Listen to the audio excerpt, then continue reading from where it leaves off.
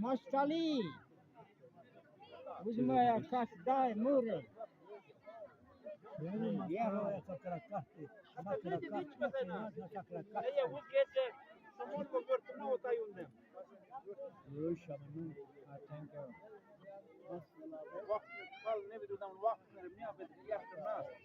وقت می غزور شده غزور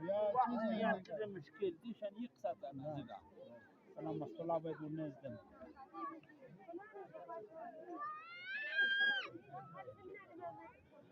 بنام روز نسیما ملاقات سر